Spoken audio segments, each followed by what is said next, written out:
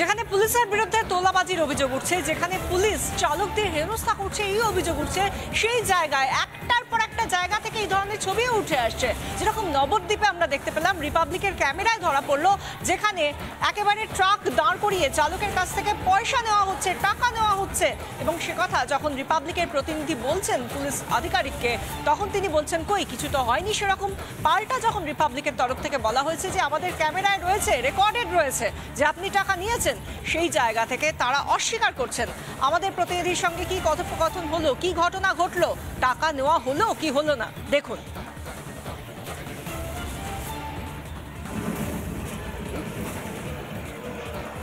পয়সাটা কি জন্য নিলেন, কি জন্য, কিসের পয়সা? পুলিশ পয়সা নিল আপনার? হ্যাঁ হ্যাঁ নিয়েছে। এই গাড়িটার থেকে পুলিশ পয়সা নিল কেন? পয়সা নিচ্ছেন কেন? পয়সা নেয়নি, এক্ষুনি নিল, ছবি আছে, ছবি আছে। বলুন বলুন বলুন, পয়সা কেন নিচ্ছেন? পয়সা নিল, এখনই নিল পয়সা, পুলিশে পয়সা নিল, আপনাদের স্টাফ পয়সা নিল। কিভাবে দাদা আপনি পয়সা নিলেন কেন?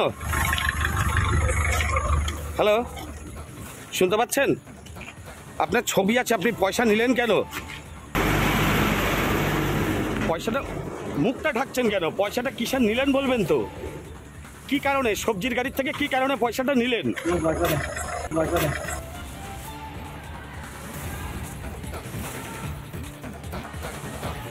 এই যে এই ঘটনাগুলো চোখের সামনে ঘটছে, এই ঘটনাগুলো কি রোজই ঘটে? এগুলো কি নিত্যদিনের ঘটনা নাকি শুধুই একটা দিনের ঘটনা? চালকরা, গাড়ির চালকরা তারা কি বলছেন শুনুন। আমাদের থানাতে আমাদের কোনো মাতলি করা নেই। আমাদের মাতলি আছে এমভিআই, আমার আছে কৃষ্ণনগর এমভিআই মাতলি করা। ওভারলোডের জন্যে ওনারা কেস লিখেন, কেস এবং নগদ টাকায় মেটাতে হয়। একটা পিক আপ ভ্যানের কেস না হলেও মিনিমাম চার্জ যদি হয় 30,000 35,000 টাকা হয়। আচ্ছা, আর আপনাদের সঙ্গে কত নেয়? আমাদের সঙ্গে 3,500 টাকা মাসে মাতলি করা আছে। মাসের প্রথম তারিখ যেদিনকে হবে, প্রথম তারিখেই আমাদের মারতে হবে। এটা আমরা ফোনপের মাধ্যমে আমরা মারি। কীভাবে উৎপাত করে? পুলিশ আমাদের প্রচণ্ড উৎপাত করে। আমাদের গাড়ি তো এই যে পিক আপ স্টার লং যেগুলা, এই গাড়ি তো রাস্তায় চলার কোনো পরিস্থিতিই নেই। কারণ এত পরিমাণের এখন টাকা নেয় পুলিশে, সাধারণত ওই থানার পুলিশ, মানে ওনারা হাত দেখালেই টাকা দিতে হবে ওনাদের 50 টাকা। আগে ছিল 10 টাকা 20 টাকা ছিল, এখন আর ওই 10 টাকা 20 টাকায় হয় না ওনাদের, এখন 50 টাকা দিতে হয়।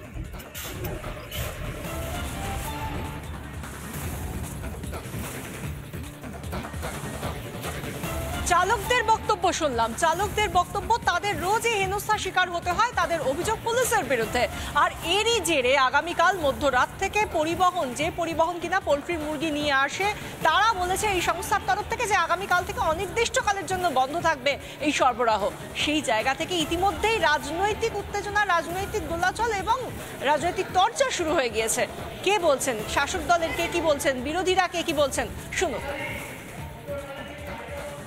ভোটের পরেতে গ্রামের পর গ্রাম বিজেপিকে ভোট দেওয়ার জন্য গ্রামবাসীদের রেশন বন্ধ করা ছিল।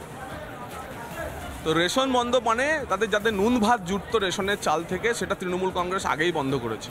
এরপর সাধারণ মানুষ যারা দুটো চিকেন রাইস খেতে পারে, মুরগি ভাত খেতে পারে, তাদের পেটেও লাথি মারার ব্যবস্থা করছেন, হকারদের পেটেও লাথি মারার ব্যবস্থা করছেন। তো এই সরকার, মমতা বন্দ্যোপাধ্যায়ের সরকার, গরিবের মধ্যবিত্তের পেটে লাথি মারা সরকার, এবং সেই কারণেই গ্রাম বাংলার আওয়াজ উঠেছে এই সরকার আর নেই দরকার। বাংলার মানুষ মুরগি হয়েছে এদের চক্করে, তৃণমূলের চক্করে পড়ে।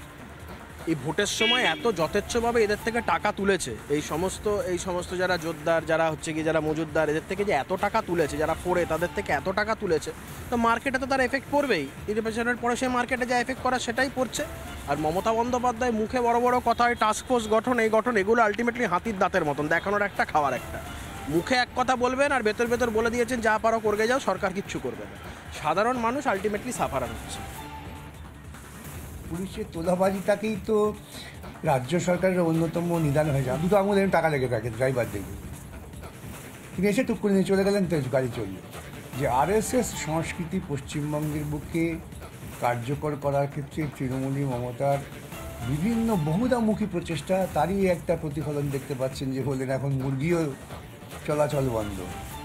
এরপর বলবে শুধুমাত্র ঘাস ছেড়ো, ঘাস খাওয়া হয়েছে, কোনো রাস্তা নেই। কেন জিনিসপত্রের যে দাম বেড়েছে লোকে তো স্পর্শই করতে পারছে না, অ্যানিম্যাল প্রোটিন খাওয়া ভুলেই যায়। অভিযোগ আর দোষী প্রমাণিত দুটোর মধ্যে তো অনেক তফাৎ আছে, বিষয়টা নিশ্চিত করে তদন্ত সাপেক্ষ বিষয়।